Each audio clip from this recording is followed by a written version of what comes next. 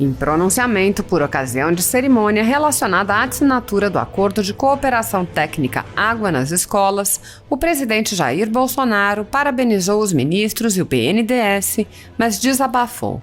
Nos envergonha saber que 100 mil alunos não têm água potável na escola.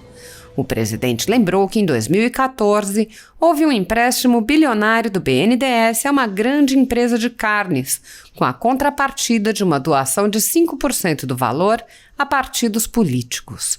O presidente apontou que a obra que levará água a 100 mil estudantes custa apenas 10% desse valor doado a partidos. O presidente relatou que pediu ao presidente do BNDES que faça levantamentos de empréstimos como esse, assim como de empréstimos bilionários a países amigos do PT, que financiaram obras faraônicas e não foram e não estão sendo pagos. Bolsonaro questionou o que acontecia com o nosso Brasil no passado. Bolsonaro desabafou: devemos esquecer isso aí? Temos que mostrar.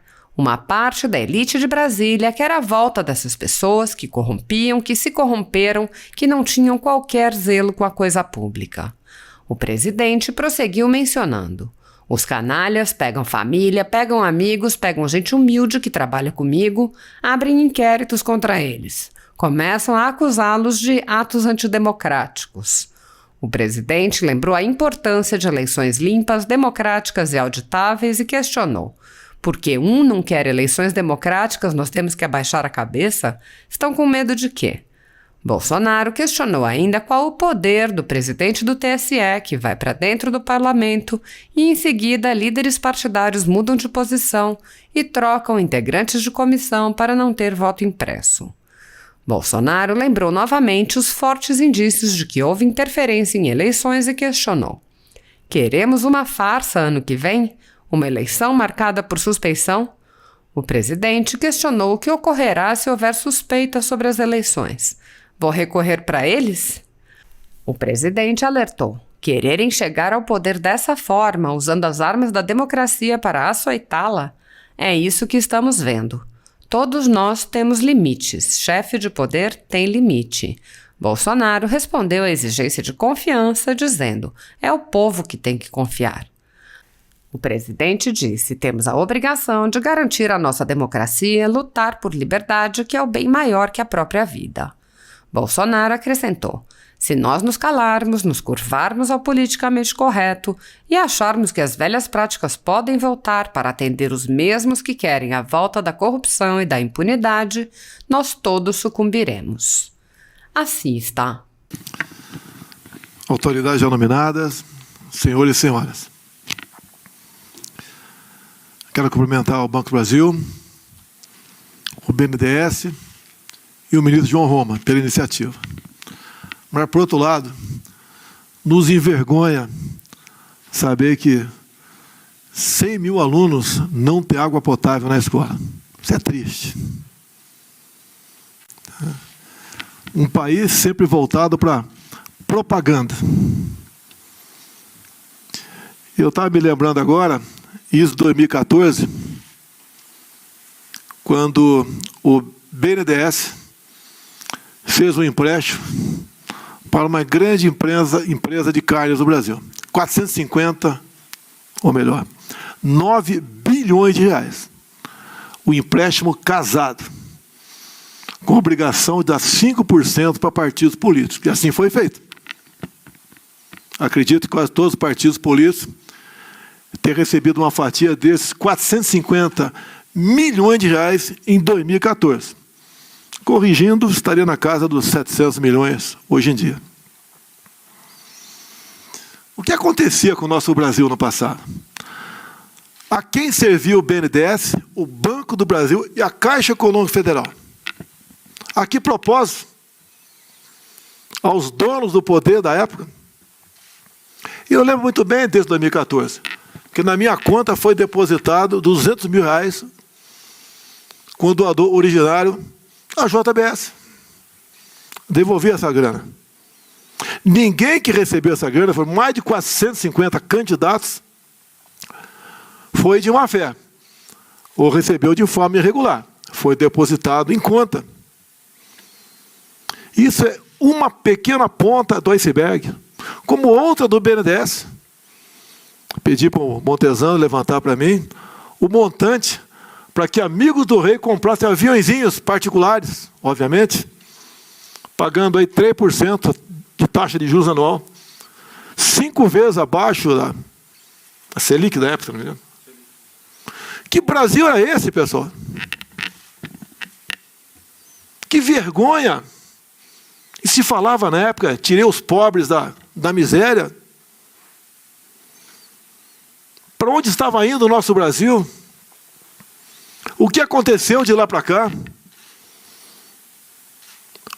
Uma pessoa que indicou, logo depois, o presidente do BNDES, está presa no Rio de Janeiro. Pedi ao Montesano também levantar para mim, está na iminência e concluir isso tudo. Isso tem que ser de domínio público. O dinheiro que foi legalmente, eu pensava que era caixa preta, mas não, foi legalmente para o exterior, com medidas provisórias alteradas no cantinho e votada, aguardando o momento para que a votação fosse simbólica e não nominal. O montante é assustador. E o que a maioria dos países, pelo menos, fazem no momento, com a Venezuela? Não paga nada. Fez obras faraônicas nesse país, e eu pedi para ele oficialmente, para evitar ficar apenas no discurso.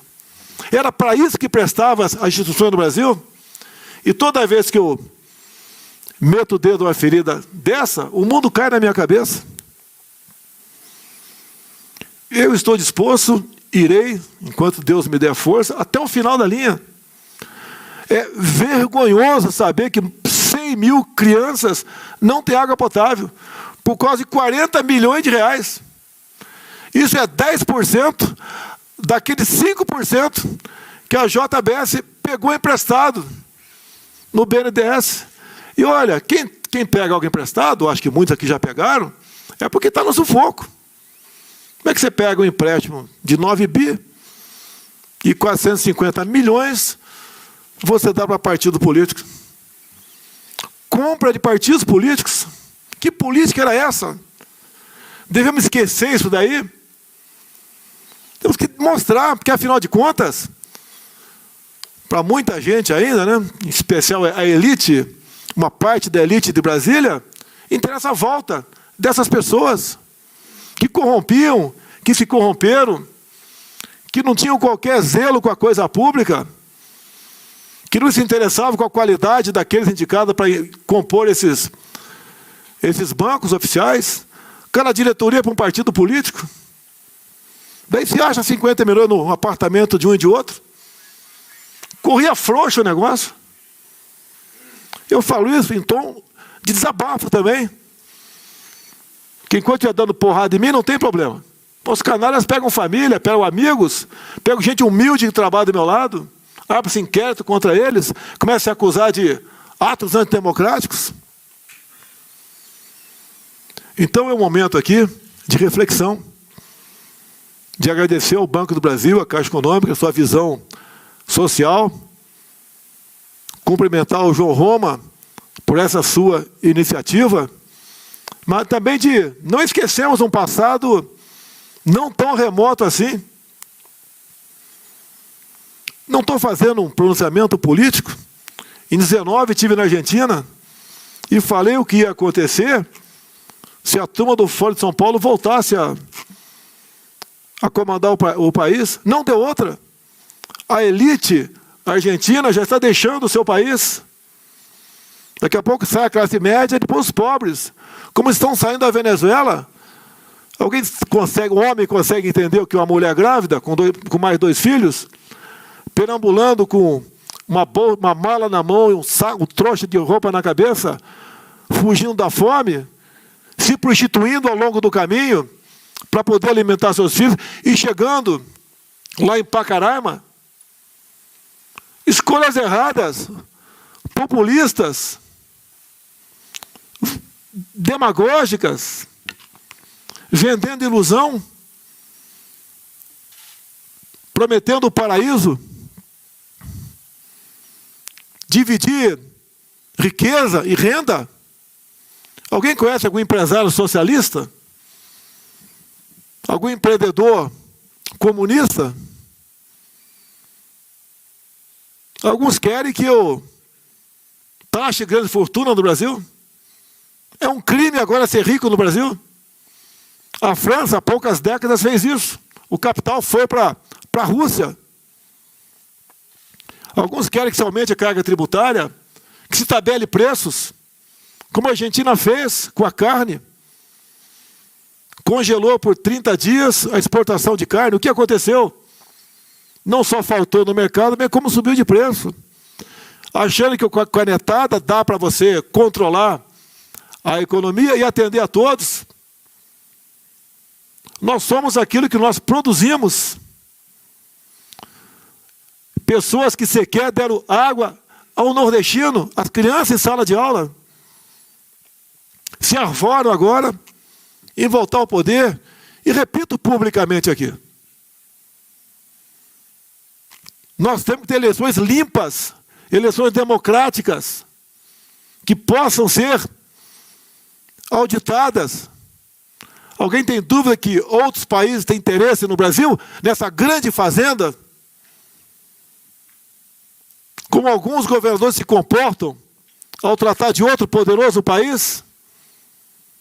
Como vassalos, como capacho? Se um desses ocupar o Planalto Central um dia, o que faz em seu estado vai fazer no Brasil. Todos vocês, todos nós vamos pagar essa conta. Tem que ter cautela, cuidado com as palavras. O inimigo está aí. O risco está aí.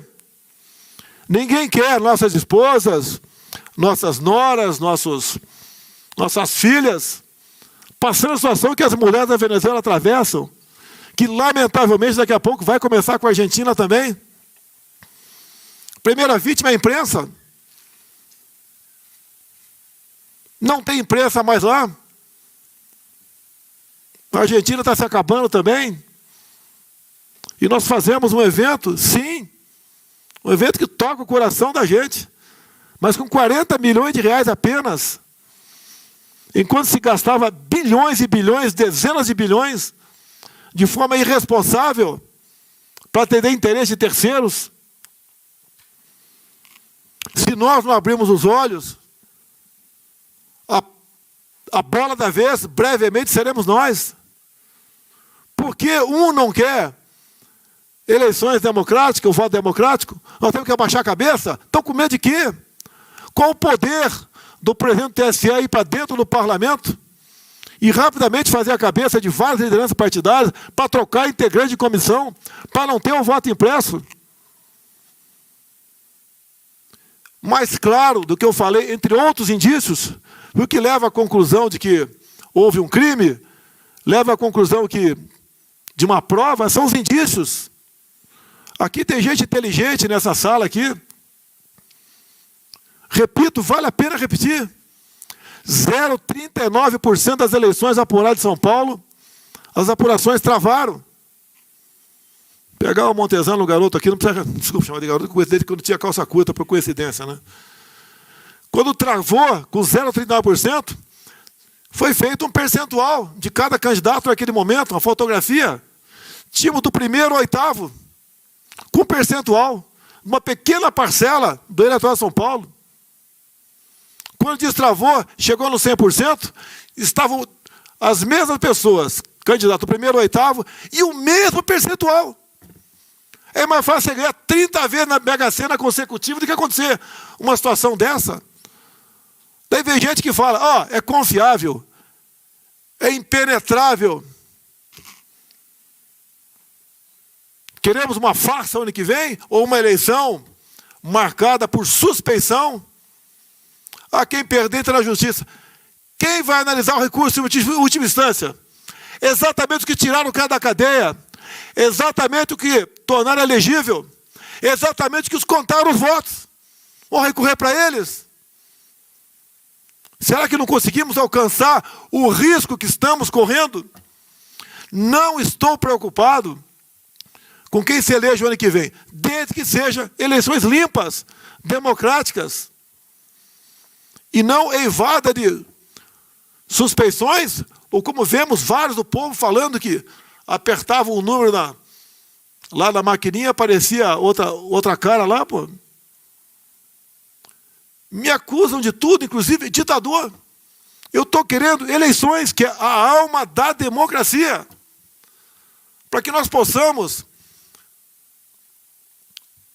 pegar nossos ministérios, nossos bancos oficiais, nossos estatais e usar para o bem, e não para um projeto de poder, como foi feito há pouco tempo no Brasil. E eu falo isso porque é um milagre a minha vida, é um milagre a minha eleição. Quem conhece um pouco de política, não tinha nada para ser eleito, completamente fora do padrão. É uma briga para se manter no poder também, para cumprir a missão, que se eu errar um dia, não precisa de processo de impeachment. Eu vou embora. Agora, quererem chegar ao poder dessa forma, usando as armas da democracia para açoitá-la, é isso que estamos vendo. Todos nós temos limites. Começa dentro de casa. Senão não tem convivência. Chefe de poder tem limite. Não é o que eu quero, o que vai ser. Não admito. Pode confiar. É o povo que tem que confiar. Nós devemos lealdade ao povo que nos elegeu.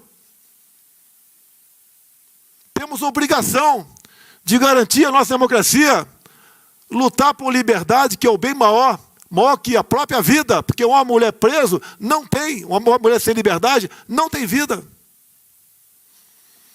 Outras ações semelhantes têm sido feitas, ô João Roma, pelo Brasil, como estarei comandando o Exército nas próximas semanas no Nordeste, mostrando aí o Exército brasileiro também